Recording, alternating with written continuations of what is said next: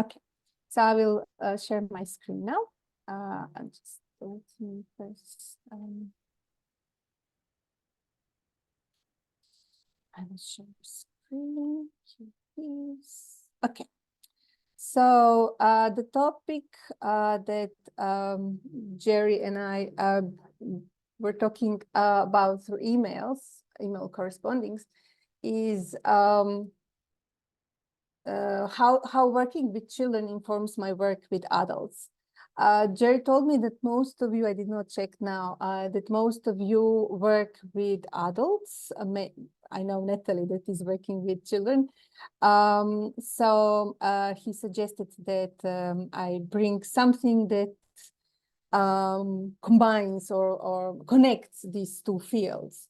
And since I find it also very interesting through my own experience, I said yes.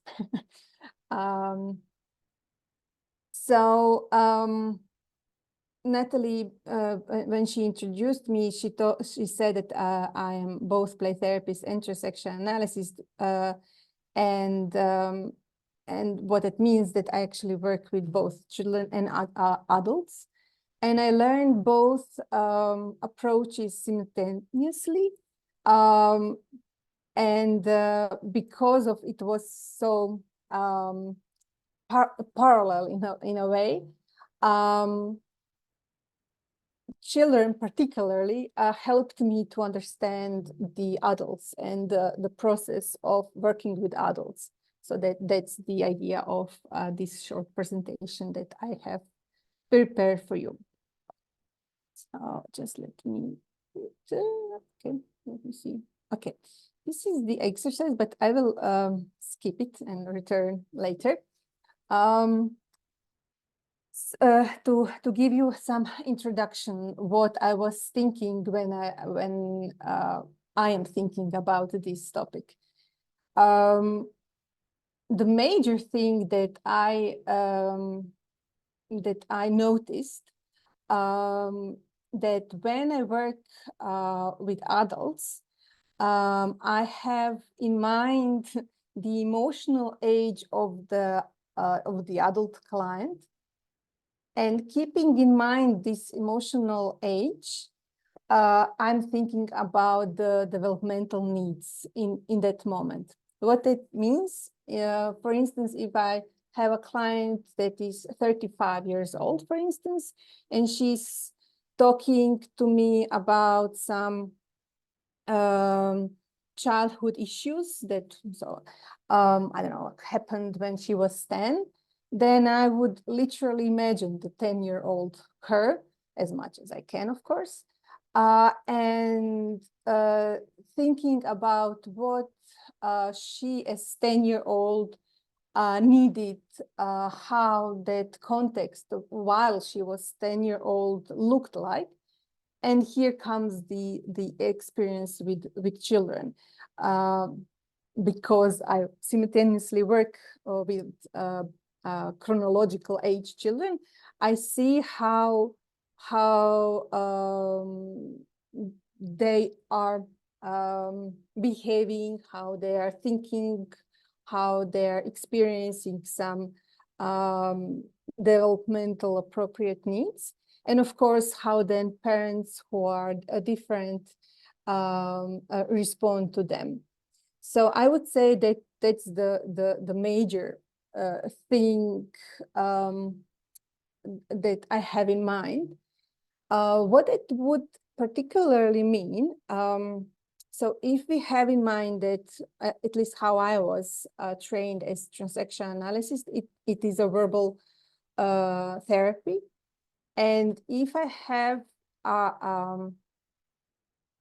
emotionally age of the client that, for instance, is 10-year-old, I keep in mind that verbal therapy at that point of time would not be so successful as could some other ways of approaching to that concrete problem. In the same time, I want to address, I do not in any moment lose the the significance of the adult chronological age. So if the person is 35, I will hold that she is also 35. But when she's addressing these moments when she was wounded in some way, when she was 10 or whatever age, I would think of her as 10-year-old. Maybe to be even more specific, I would like to offer another example.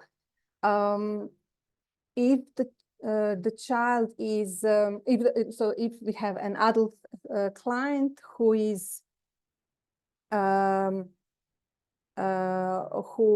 talking about some trauma experiences when she was, I don't know, 3 or 4, then it's even, from my point of view, more important to be aware that verbal therapy was not appropriate when she was 3. So I need to address also this on a different level. I would like to come back to this later through one example, but I would also like to share 3 other aspects that I noticed. The other one is the importance of present moment. Well, that's not so uncommon anymore, especially through co-creative TA and all the wonderful thing that Kit and Graham offered us in TA. But on the experiential level, I learned that from children, because they are, as we know, in the present moment, which means that when what happened back then in the past, what traumatized them, was very much I wanted actually to say something else about this. The children taught me that that when we work in the present moment, as we know from co-creative as well and other theories, that the change can happen then in the present, sometimes even more powerful than if we talk about the past. And through the work with children, we are working particularly in the present moment. So being present all the time, let's say, with the children, helped me to be more present with adults. The third thing, or at least it was important for me, was the playfulness, the creativity, the expressiveness, and symbolic work that we need to use when we work with small children as young 1 or 2, 3, and up to 10, 12, which is my range of age of the children I work with, because their cognitive level of development and verbal possibilities to express are not so developed for majority of them. So if we use play in a meaningful way, in a sense of using it as a communication with them, and through that creativity and expressive and symbolic work, then we can reach to some parts of their inner world that is important for the treatment. In the same way, I started to think about the adult work. For instance, whenever I find it fit, I would offer, for instance, so I'm talking now about the adults, sand trays, for example, that they use sand and miniature. I don't know how much you are familiar with that. It's actually a box of the sand, and then they can put the symbol, the miniatures, which actually helps them to project different parts of themselves in a way that is not so maybe understandable or meaningful in the moment, but later through talking we can see what is the meaning behind it. What that helps the most is that they can in some phases of therapy reach out to preconscious or unconscious level of their structure, their personality, which through talking and verbal therapy they might not come. That is one thing. And another thing which also is observable with children, whenever they use metaphor or symbols, so unconsciousness and metaphors, children have a sort of emotional distance to the problem they are experiencing. So they can use, for instance, bears or whatever to present their inner life and their inner their experiences without talking directly about that this bear represents them or their parents or whoever. And in the same way, I'm thinking about the adults, because sometimes we also need emotional distance to whatever is happening to us. So we don't need to always talk directly about it, while still, of course, knowing that what is going on and find a way how to go through it. And maybe at some later point find meaning and find some words about it. And a last thing that I wanted to point out is the pace of change, which is more like something I want to point out, maybe less to find the connection directly. And that is that I noticed that children, when they get therapeutic support, they using non-directive play therapy, to be concrete, they recover in about 10 sessions from my experience. So they need like 10 sessions of a therapist being there for them, empathically reflecting their emotions, their behaviors. And most of them, unless they are deeply wounded and traumatized, most of them their symptoms will become less intensive or completely gone.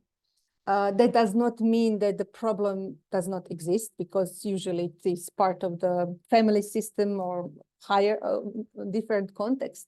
But so that's all that children needs to blossom, in my point of view. In comparison to that, I find work with adults way longer and usually, although I am quite often use similar ways in a sense of empathic transactions, of being there and all that things similar to children, but due to their script system and all other experiences that have been, of course,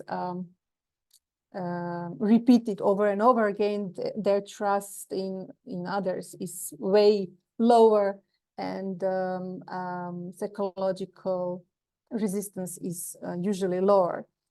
But that sometimes motivates me to share with the client that maybe they trust me on a social level.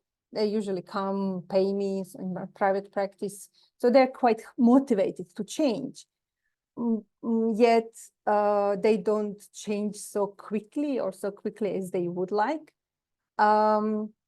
So what I share is that I know that they are trusting me on a social level, because they're coming here, they know what they want from me and all that things, adult things. but their inner child, let's say, their child part of them, the wounded part of them, do not trust me.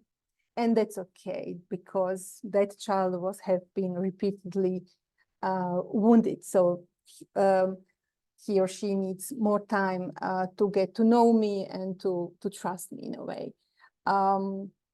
So it's very interesting. So if I would work with them when they were really a child, they would recover way faster in only that segment. They would recover way faster. But the same thing as an adult, they need 6 months, 12 months. It depends on the problem.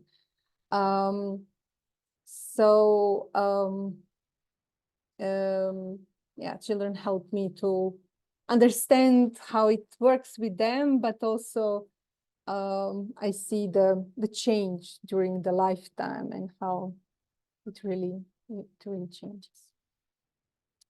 So I would like to stop now and see if there is any questions, or do you need for me to, I don't know,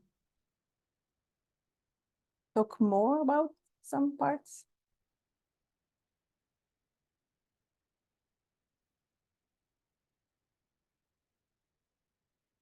Was it understandable? It was. Okay. Thank you. Okay, so if there's no questions, I have maybe one for you before I continue. I would like to check, because that is something I was thinking about including in the activity. The Pam Levine's developmental phases. Do you all are familiar with that? Or maybe in another way to ask the question, would you like me to repeat the phases and what is expected in each phase? I see Michelle nodding. Thank you for responding non-verbally. I think that would be useful, yeah. Tatjana, and also to get your take on them. You know, like what's useful about them for you. So I think it's always good to hear old theory represented. Okay, I will see what I can. Okay, Sharon, thank you. What I can do about it. Okay, so strange thing. Okay, so we know it's a Pam Levine's model, and this one is adapted from Giles, and just let me see all the names, not to forget. I have another screen here. So it's where is it? Well, anyway, maybe not to okay, not to spend too much time on that. I can send the reference later. So anyway, so we have 6 stages. Stage 1, so from birth to 6 months. Stage 2, from 6 months to 18 months. From stage 3 to thinking, 18 months to 3 years old.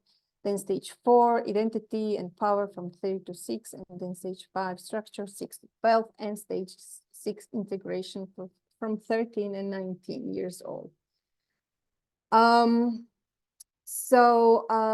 In stage 1, whenever I'm thinking about the stages, I always have the literal child in my head, because it's easier for me to visualize.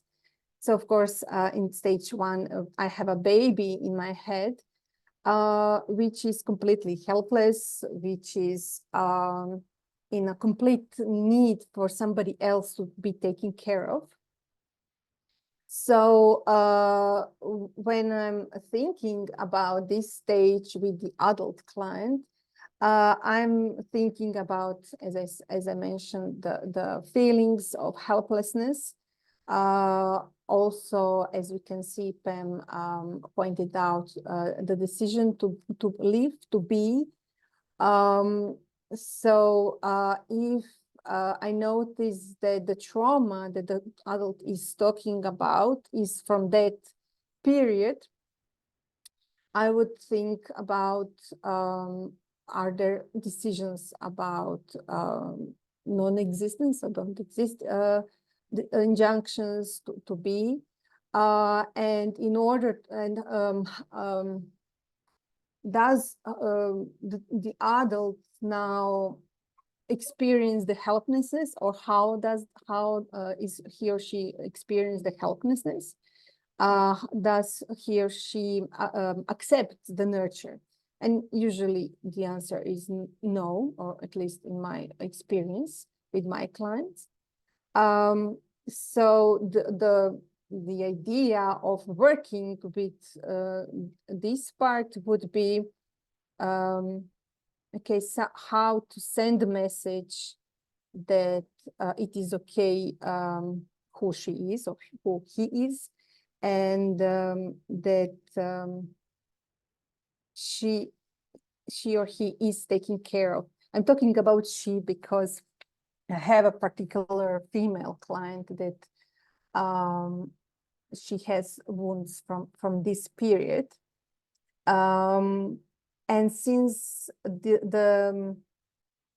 the way how the baby is accepting the strokes in this phase, as we know, is through touch. I'm always thinking about how can I offer it. And of course, you can always offer it physically if you work in a direct way, in face-to-face. But with this particular client, I work online. So when I notice that she comes to this point, I'm also inviting her, that her adult part offers the nurturing part through visualizing the hugs or some other types of taking care of. In the second stage, I would see a toddler, of course. So a baby going to the toddler, to the child, who is very enthusiastic about the world, very interested in what's going on, putting everything in the mouth and all that stuff. And also the parent who is saying, no, don't put in the mouth, and all that usual parenting things. But I would have these diets actually in my head when again the client talks about herself or himself in this period. So I would think, how did the parents put the boundaries in that moment? And was it in a way that that the toddler at that stage felt secured or not, and felt that the environment is safe for her or him to explore.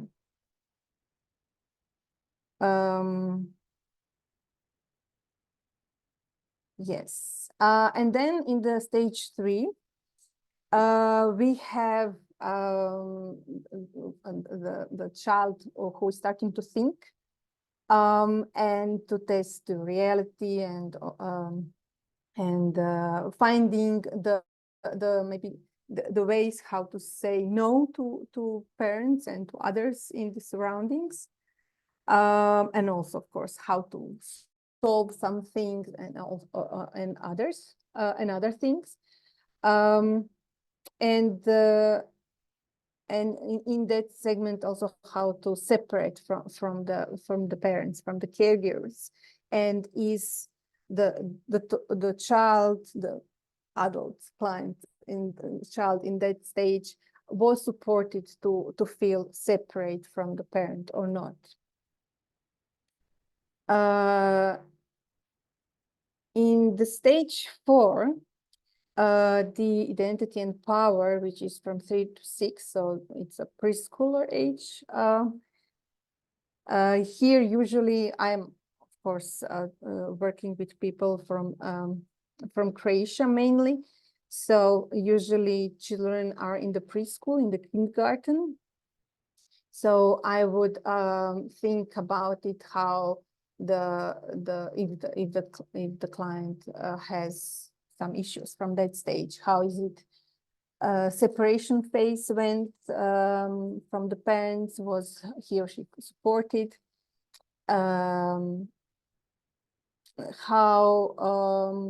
How she was going along with the peers, the first friendships, how was developed, etc. I'm talking about this quite generally. I'm thinking about while I'm talking. I would never use all these things with one particular client. I would pick up what he or she is presenting and then having in mind this thing, just to have as a map to explore further. I think it will be clear when I share the example. So I have two more stages, stage 5 structure, so from 6 to 12. So we have now the child who is going in the school. Here school system is quite unsupportive in a sense of sharing your own thinking, being supported to reason about what you need, what you want, what you need. So children here are put it in the boxes to accommodate to the culture and what school and all the culture expects from them. So if the client have the issue in that stage of development, I would think about, was the school supportive at all? Was anybody from the family system supportive? So maybe the client could share the thinking at home, but could not at school or something like that. So summarize. And the last stage, the stage of integration. So from 13 to 19, to take steps towards dependency. So I would think about how the adolescent now was supported to explore his or her own identity, to achieve clear emotional separation from this family. Could he or she express different ways of being, so different music to listen, different clothes to wear, and all that separation if the child needed? Was he or she supported in that? And of course, how was it about sexuality and this aspect of development? So this is in short how I would think. Is there maybe any question or need for me to go deeper in something of that? Okay, then I will. I have a question or maybe a discussion point that you're talking about these in terms of working with children, but also working with adults. So are you also thinking that if you do some work with an adult where you haven't necessarily diagnosed the childhood trauma, but you do, say you notice they have difficulty in accepting nurturing, would you then make the connection with the maybe some deficit or trauma in the developmental stage from the adult material, as it were? Yeah, I would be curious at what state, what age did the nurture was lacking for that person. Not maybe necessarily I would explore it, but maybe more curious to see would it evolve in some way, unless I see it is important for them to know. Yeah. But usually that is why I wanted to come to the example, because usually the way how I'm talking about it, I'm not asking maybe sometimes, but I'm more often concentrated on their own sensations and feelings that is emerging from the conversation that is happening now. And then from there, they usually get to some visualizations, to some mental image. And in that mental image actually appears a child. So that would be my preferred way of doing. Not asking like maybe typical questions. Do you remember how it was for you at that stage? Who was there, who was not there, or something like that, but maybe more to evolve from the image.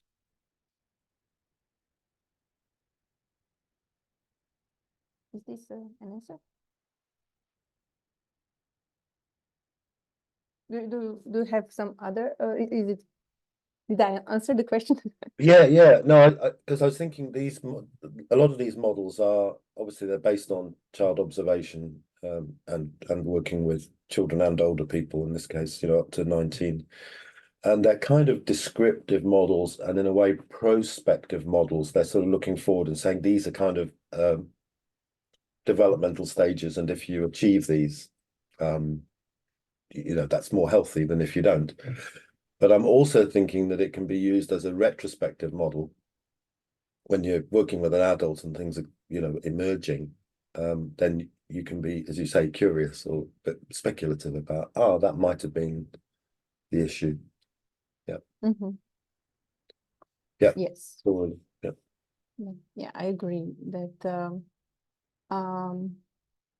I don't see it like a linear thing, but more like an information that is maybe more important at some stage for the development. It does not mean that other things that are not listed here are not important, and maybe nurturing part in adolescence was more important for that client than I don't know, not feeling supported in some other areas. So I'm trying not to put myself in the box, but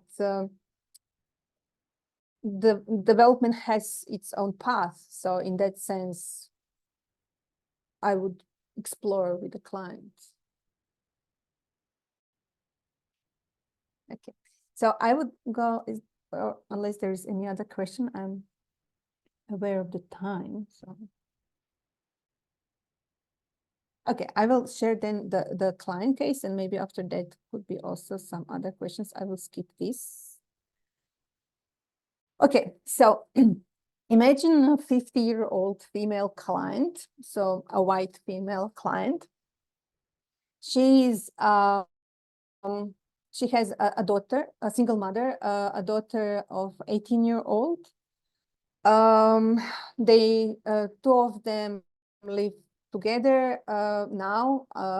Previously, they lived with the client's mother, so the grandmother of the daughter. But in the process of therapy, the mother of the client died. So just the context. She's working. She's cognitively very high, so she have a lot of achievements in the work, and is quite high rated in the work. But psychologically, she feels quite differently. She has abandonment issues. She has so don't exist injunctions connected with that. Very harsh and punitive introjects. When she comes in the situation of the conflict, particularly with the daughter, she would either withdraw, so become she would withdraw in a sense of going to her own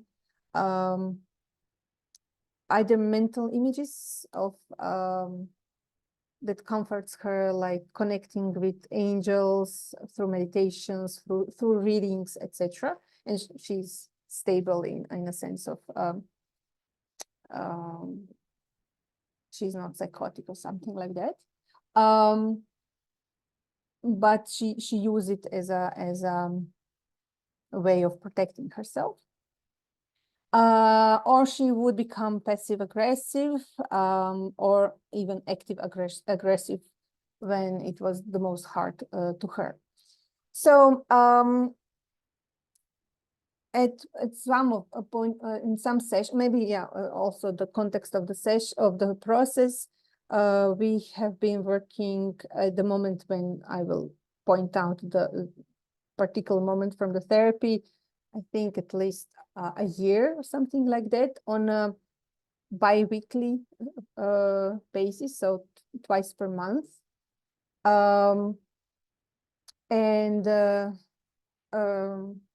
Yeah. So the story that I wanted to offer you to connect with the topic was she was talking about something that is happening in her daily life. And through that, as I mentioned earlier, through that I asked her what is she feeling in her body, and she quite easily talks about sensations of pressure and stuff like that. And since she's very creative in visualization, so I quite often use that with her. And I asked her about the mental image. And she shared with me the mental image of a 2-year-old sitting on a beach watching the waves. And when I asked her, how do you feel? She said she feel relaxed and calm. And that was my moment of connecting with the working with children, where I said that's not normal for the child of 2-year-old. Now I'm answering the question, but I'm aware of the time. And I see this like the helpful thing, because 2-year-olds never sit down. Well, they not so long. Maybe it's like 30 seconds or something like that, but not in the way how she was explaining, how she was like 2-year-old sitting on the beach and watching the waves come and go. And I was like, oh, I would like so much toddlers are doing this, but they're not doing that. So something is missing for her. And that, of course, is spontaneous, to be active, to be what the toddler should be doing. So that was my intervention, in a way, to offer her the information that 2-year-olds does not do that. And also that was the moment when I realized the impact of her meditation. And I think also she realized the meditation and as a withdrawal actually from the reality, which did brought her some comfort, but it was not completely healthy for her, because she could not have a true contact in a relationship, including the daughter. So I would like to stop here and to see whether you have any questions or anything to share.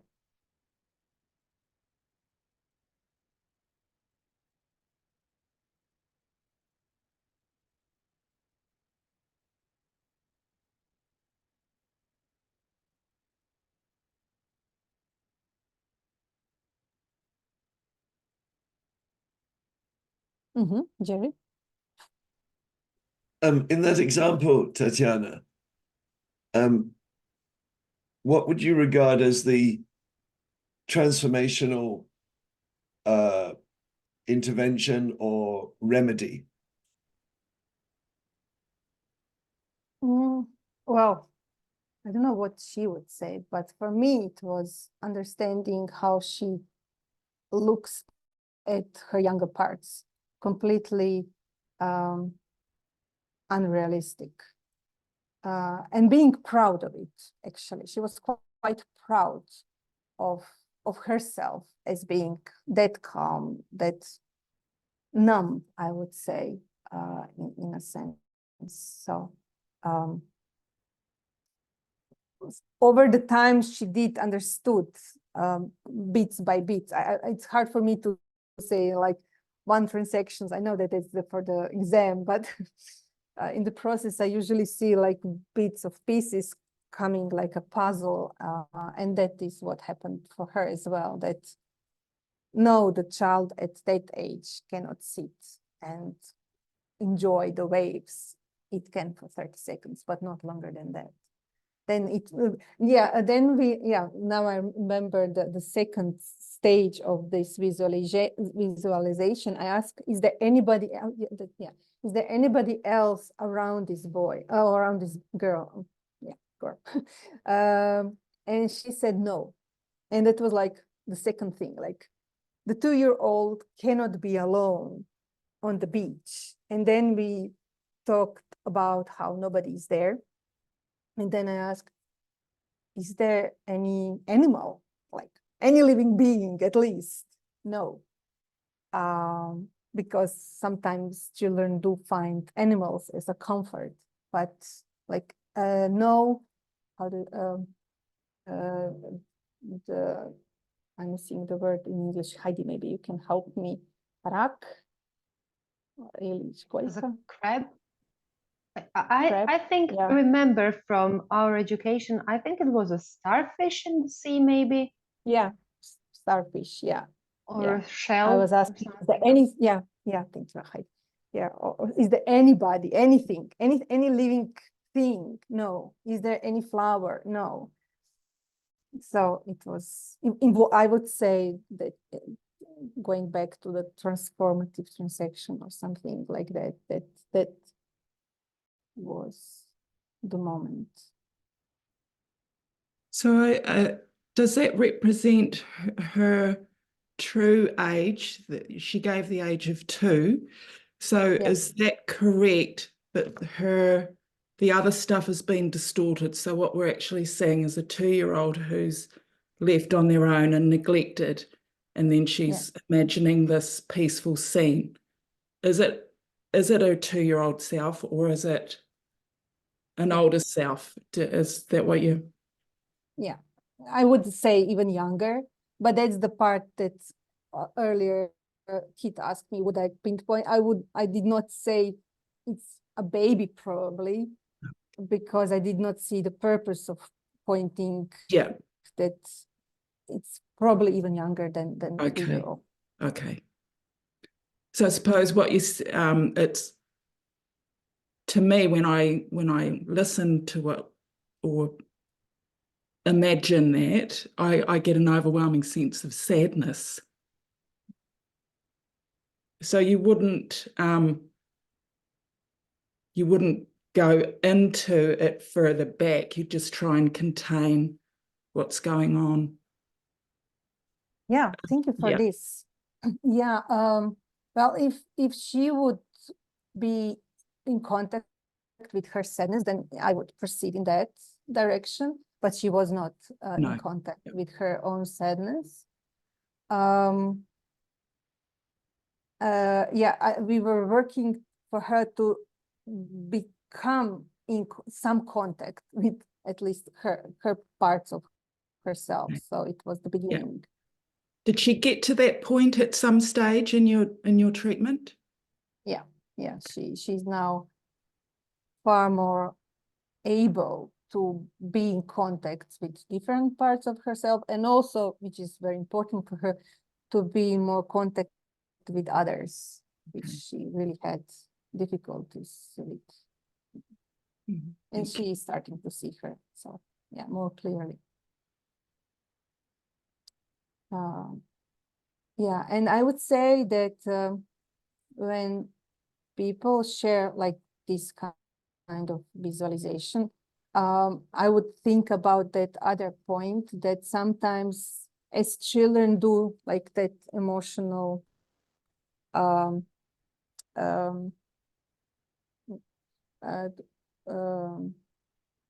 distance. So I'm not really that 2-year-old. I'm talking about the 2-year-old, but I'm not connected. Yeah. But I can at least see it. So yeah.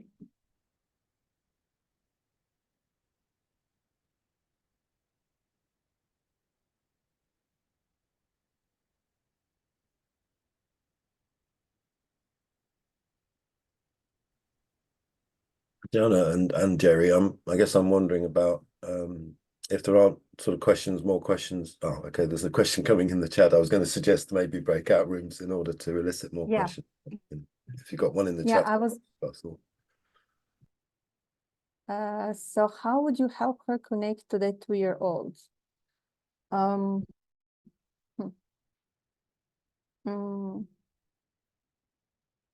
How concretely? Even though I did not do that, but one of the ways I would do is asking her. I did say that she cannot, that there is nobody there, but I could ask her, could she imagine that somebody is there? Tatjana, and can I come in just for a second? I just wonder if you fully understood what Keith was suggesting, which was that, in a way, before you answer, that we send everyone into breakout rooms with that question, what would you do? And then we come back and we hear your solution. How would that be? That would be even better than my idea. Yes, great. I would be thrilled to hear more. I have a feeling that I've got locked into the passivity and the withdrawal of the client that you're describing, and that we're all kind of sitting here in a slightly sort of, I don't know, slightly passive way. So let's do some active sharing in the groups. Would that be okay with you, Tatjana? That would be great. Yeah. Okay, so how many rooms would you like? I would suggest 3 rooms with 3 to 4 participants, or we could go for 4 rooms. How many would you like? I think, 3, 4 is good. Jerry, why don't we got a group of 3, Jonathan, there's a group of 3 there in Wellington already. So I would say allocate Donna, Natalie, Michelle, Heidi, and Gemma. 1, 2, 3, 2. I don't want to be in a room like this just because I don't want to talk very much. But maybe just 2 other rooms. I'll assign it manually, and Jonathan and John and your 3 group will leave you as a group on your own. So I'll just bear with me for a moment while I just assign the groups. I'll probably do it manually. So just give me one. You're very welcome to talk for a bit, actually, if you want. While you do, I just wanted to raise another point, Tatjana. I thought the case that vignette, I was very struck by, you said when your client, she was very proud of having survived or having that image of her. And I immediately went to Be Strong Driver. So I was thinking that the visualizations actually help. You could hear, and the information you get, it starts building up that script picture. And if she's got a Be Strong Driver, then that's a counter injunction. So what's the injunction? And the injunction may well be things like, don't exist, don't be a child, don't be close. You're beginning to get that. I was struck by the amount of material that you could get that we can think of in various ways within TA, one of them being the script matrix. Thank you. Yes. Or the script system.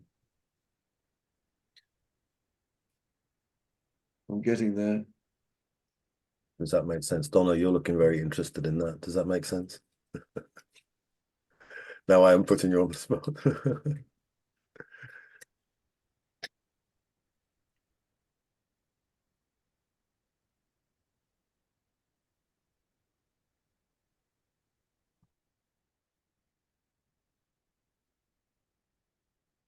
Okay, I think I've done it. Yes. Have you got an invitation for rooms coming up? 10 minutes, everyone, 10 minutes, okay? You also put me in the room. Should I go as well, or? What's left? Do we have Yajun? Have I missed someone? Yeah, I think put Gemma. I'm going to move Gemma's in a rule because we have somebody called Yajun Zhao, but I don't think she's here, is she? Is she participating? I didn't, yes, I don't know. She is talking, or he? I don't know. I will go to the room and find out. Otherwise, I think I'll come back and so I don't know how to get to the room now. Keith, I see they're talking. They are talking. Yeah, you see that this okay. microphone is going. Yeah, so you can see who is I just haven't seen Yajun Zhao. I haven't seen him or her in Gemma. We've got Gemma in a room on her own, I think, unfortunately. No, that's what I'm saying, Jerry. She's with somebody called Yajun, who I don't think has appeared, but Tatjana is saying that they're in. Yeah, you can see the microphone who is talking at some point in the room. Maybe Yajun just had her screen off. She may be. That may be a cultural thing. I don't know. I'd just leave them to it. They can always come back here, can't they? If they would come back if she's on her own. Yes, I think we got 3, 2.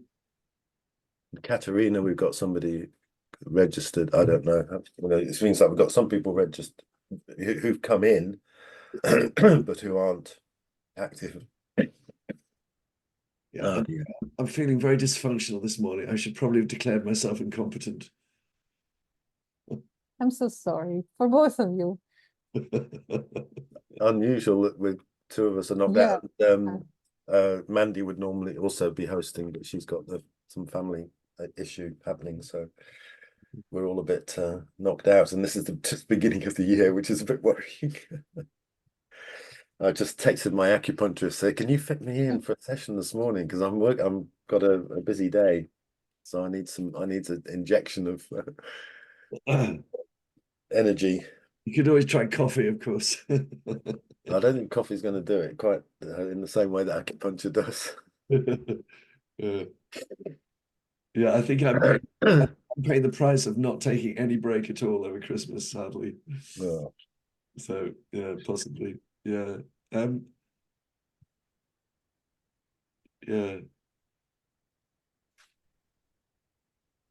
Tatjana, I've sent a little invite to Keith and to Natalie and to John, who's on the board. I've sent an email just inviting them to a little debrief if you wish for it afterwards. But yeah.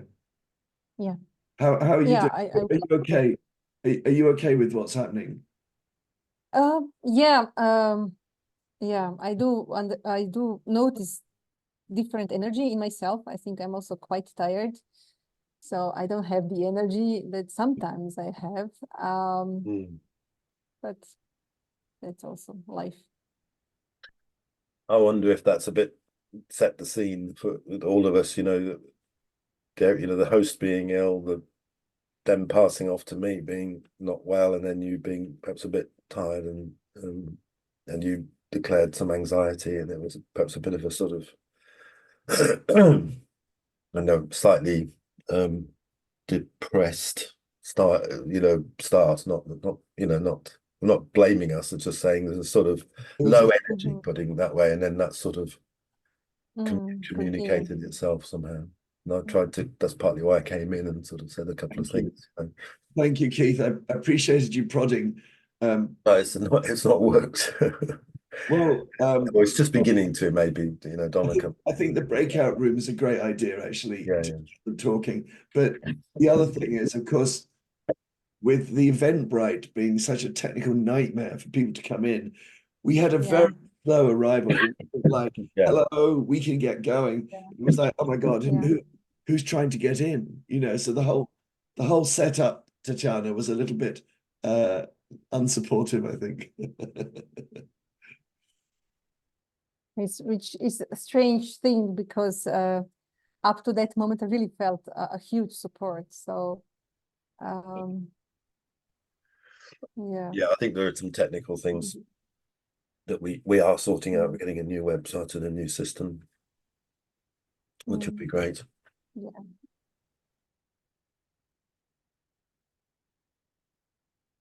Yeah, and when I was preparing, I realized how hard it is to think of separate from the sharing the experience, like what people will get out of it.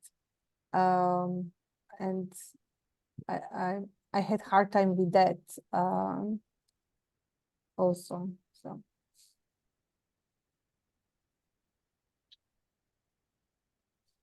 you're coughing in a like first one, then another.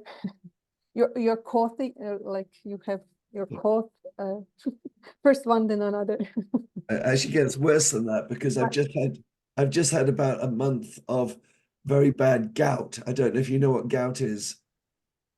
Have you heard of gout? It's on the it's on the big toe and the foot. A very bad inflammation often for older men.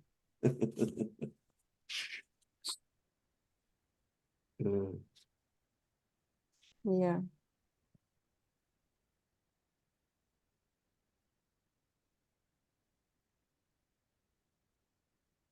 I'm very looking forward, kids, to see you on Monday.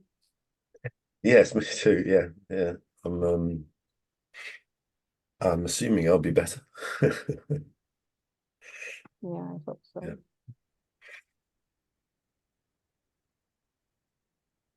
I feel that I haven't talked with you for a long time now, or that is how it feels. Yeah, that's right. It Oh, must like be close this November, maybe December. Yeah, it's been a while. December. Yeah, we do. Yeah. And actually, we don't have any. I haven't initiated individual, so I'll do that. Send that. Yeah, I've had a bit of time off and also not just recently not been well. That's okay. I'll add that to my. Yeah, it's no rush. No. Yeah. More important for you to get well. Thank you. So maybe when the groups come back, Tatjana, do you want to, what do you want to do? Do you want to ask them what they came up with first, or do you want to share yours? I think. No, I would really be curious to hear them. Yeah. I did not get the question. You got it right. The proposal of kids. So thank you for stopping me and to offer the very good idea. Yeah. Yeah, and I think just bring them, but I wouldn't worry too much about leaving a lot of time for closure. I think we can do that in 5 minutes. We can just say, Okay. stroke any feedback or stroke. So I'd say bring them back in 2 minutes. We have then 10 minutes, and then you finish, Tatjana, say 25 past, and then well, to save your voice, Jerry, mine's slightly better. Probably I'll say. Unless you want to say, no, okay. So I'll say any strokes, any comments and strokes and so on for Tatjana, and then I'll just remind people about the conference, future webinars, and then close with a karakia. Yeah, I've been behind on my planning, so I haven't got anything finalized yet for the next webinar. No, I'll just say what's this space like. Keep an eye open, yeah. And maybe acknowledge the thing about the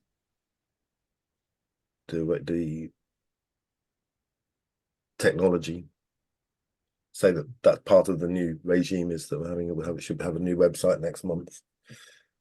Yes, I think at the conference it would be great to remind people.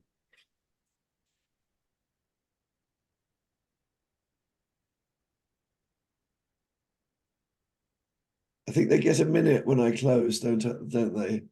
Yeah. So I'd close it now. Yeah, I'll close it now then. Yeah.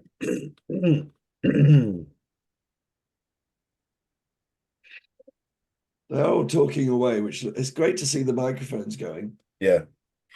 Mm-hmm. Yeah, we need to get more people from the Wellington training, I think, joining. That would be good. Yeah.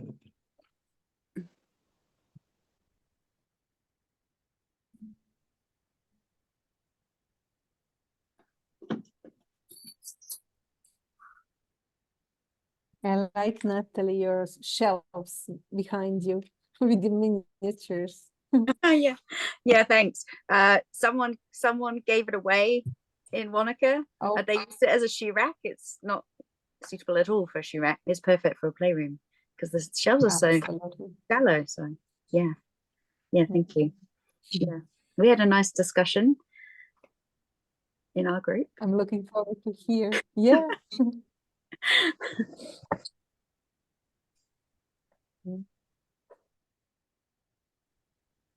I see smiling smiles on the faces. That's so nice to see.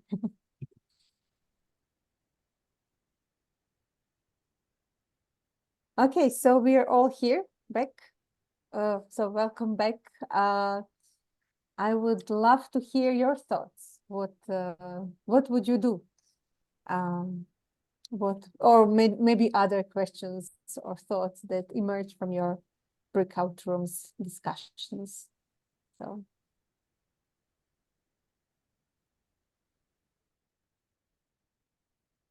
There's somebody who would like to start? Very eager, very keen to share.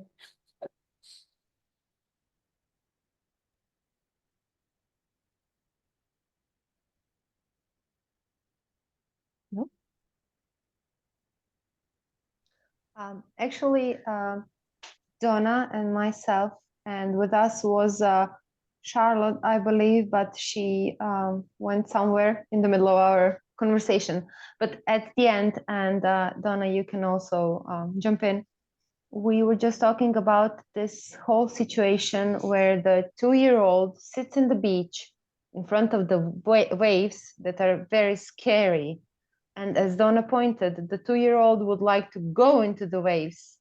And she is very calm, like she's very scared of doing anything, of doing something wrong, of exploring or succeeding or anything. She's just so calm. And as we talked about this image, it just started to get scarier and scarier for this little girl to be there.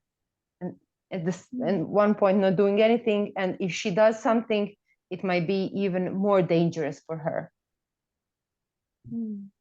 So that's something we discussed, and we also said about adult now. What would she do or think if she sees this girl sitting on the beach? That was something we were thinking of. Yes. Yes.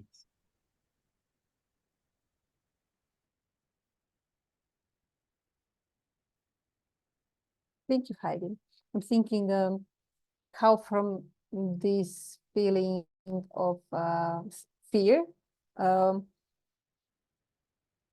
that emerged from your discussion, could you answer the question Charlotte had? So how would you help her to connect with that 2-year-old, her all the fearful part of herself, all the calm part, the numb part, I would say.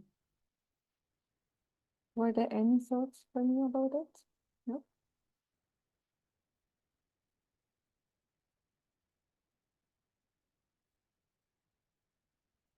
Cool. Is there anybody else who would like to jump in and share something? The Jonathan group?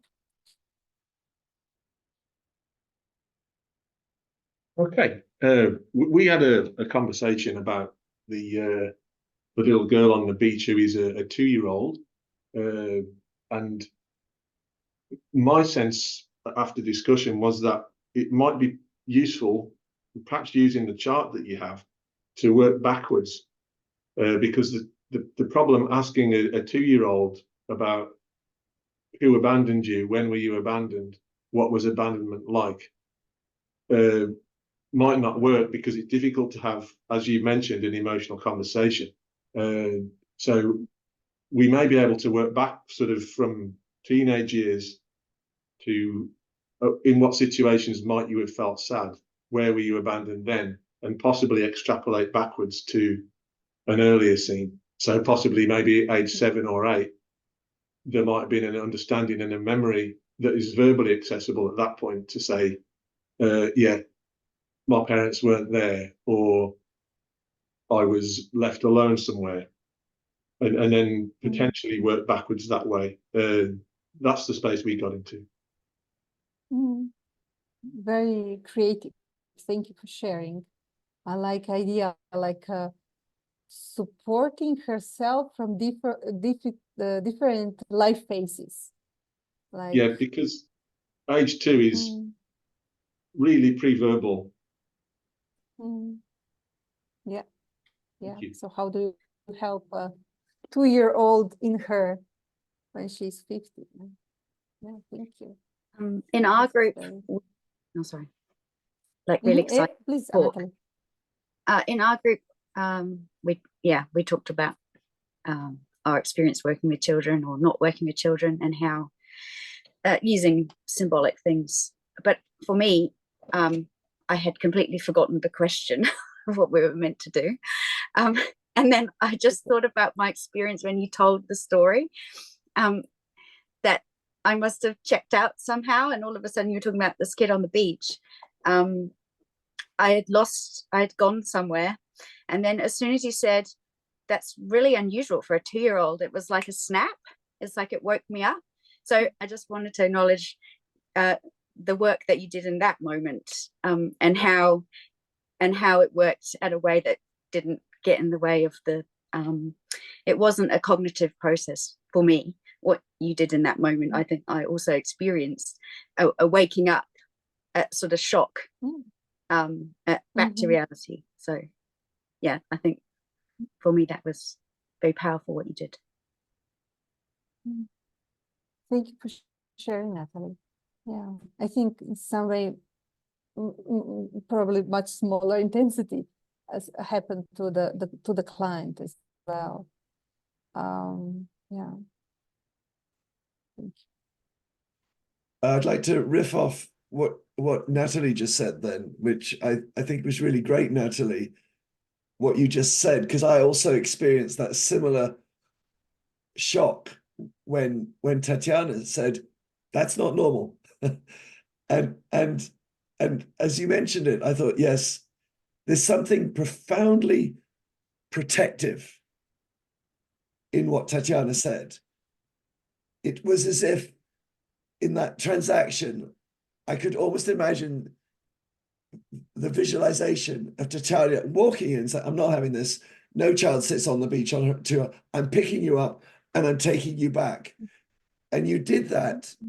Yes, you were using words, but I suspect what we might say, the energy and the impact would be right down there at the level of somatic, at the level of pre-symbolic, at the level of the first 6 months of care, which is where this image resonates for me right back to the early stage, to the abandonment happening at a very early stage, before you could even picture a 2-year-old. You can't picture yourself as a 3-month-old.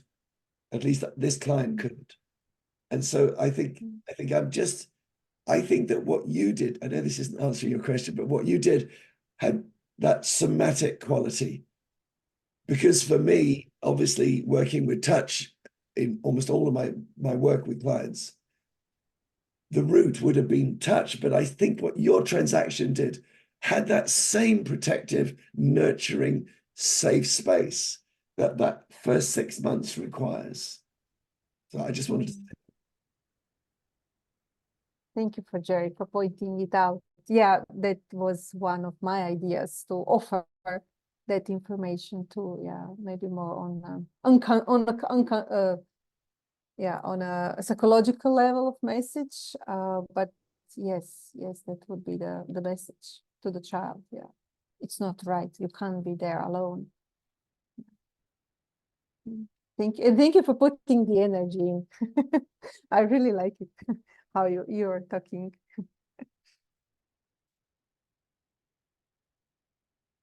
Okay, I'm aware that we are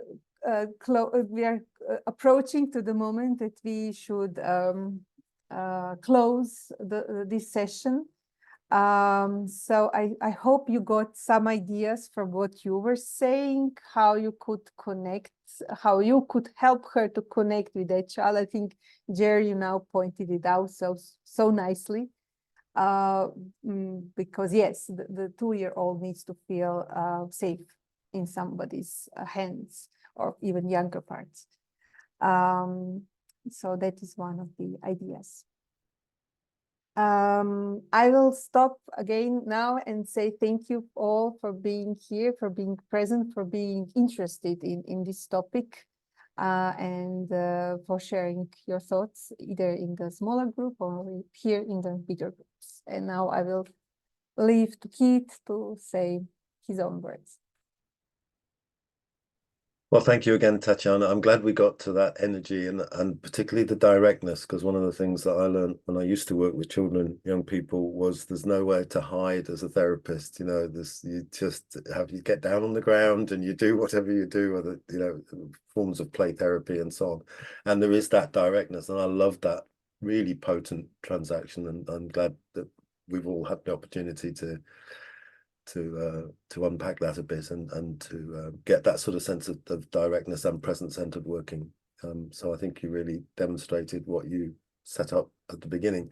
So I'd just like to thank you from myself, but also invite any thanks from the group and any strokes. This is old style TA where we end training sessions with any strokes for the presenters. So do feel recognition if you prefer that as a word. So this is the time to say anything or put anything in the chat for Tatjana before we close. Thank you, Michelle.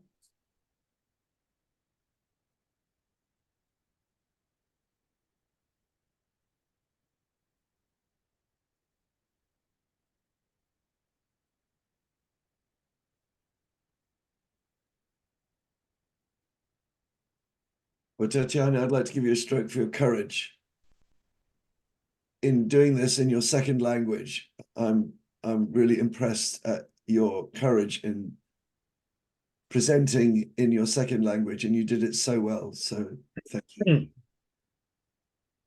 Thank you, Jerry. With not having with Keith regular supervision right now, I'm missing my regular use of English, so I feel I'm more rusty than I usually am. So that is one of the anxious bits. So thank you for acknowledging that, Jerry.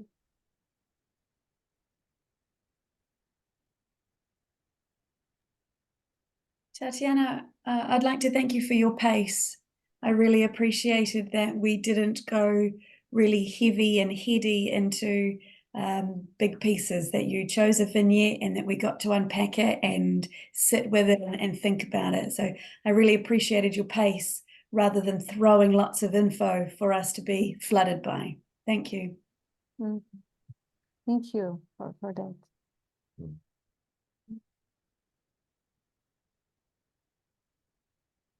So from me, Tatjana, thank you for your creativity. There's something very fun and enjoyable about this as well. So thank you. Thank you. I like your different perspectives. And thank you for the messages in the chat. Thank you, Tatjana. I really enjoyed the visual imagery and being able to have in your mind the developmental stages or the ages and the adult, trying to hold the two there together. Yeah, to keep it in that space, but really enjoyed the imagery. Thank you, Dana. Okay, we do need to close. I do want just a couple of sort of announcements, and thank you also for any other comments in the chat, and we welcome comments afterwards. So tenakwe ehoa ngā mihi mahana Kia koe moto mahi, moto aroha. Thank you for your presence, your work and your love. It's very, I always find it moving when you, as you talk about your practice. And I've had the privilege to hear about that over now many years. So thank you again for your generosity and not least in your time.